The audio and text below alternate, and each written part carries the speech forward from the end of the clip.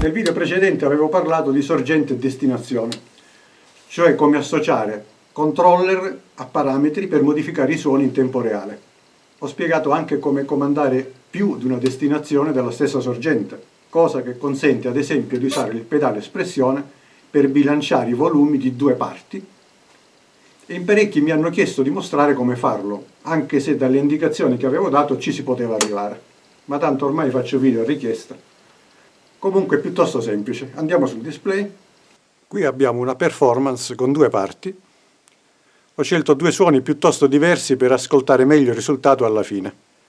Di solito il pedale viene usato per il volume, ma nel nostro caso questa funzione standard va disabilitata per entrambe le parti, altrimenti il trucchetto del bilanciamento non funzionerà. Selezioniamo la prima parte, Edit, Modulation Control, Receive Switch. Se Volume Expression è acceso, lo spegniamo. Ora facciamo lo stesso per la seconda parte.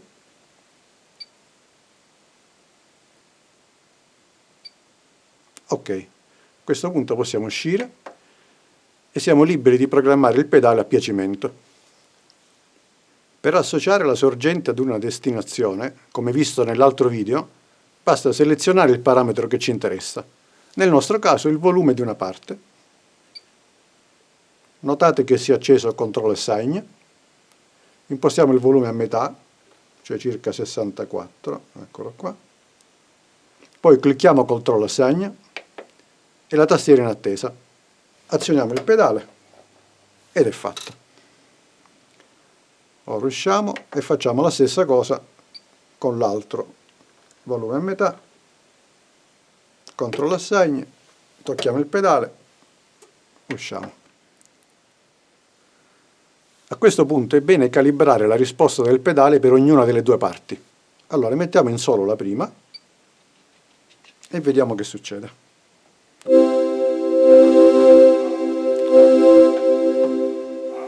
Anche quando sono al minimo il volume non è a zero. Allora andiamo a guardare.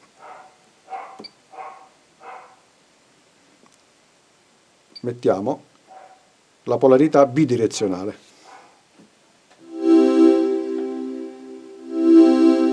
Ora sì. Andiamo a vedere l'altra. Anche qui dobbiamo fare bidirezionale, vediamo. Perfetto. Però abbiamo detto che lo scopo del bilanciamento è fare in modo che il pedale aumenti il volume di una mentre diminuisca il volume dell'altra. Quindi la curva di questa andrà impostata in negativo.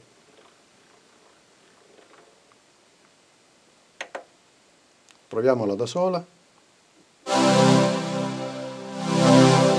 Ok. Adesso ascoltiamo tutto insieme.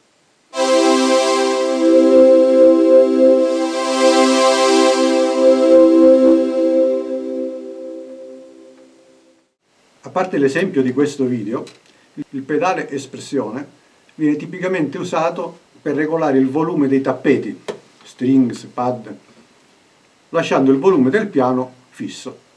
Ma in quel caso non è necessario seguire il procedimento visto prima.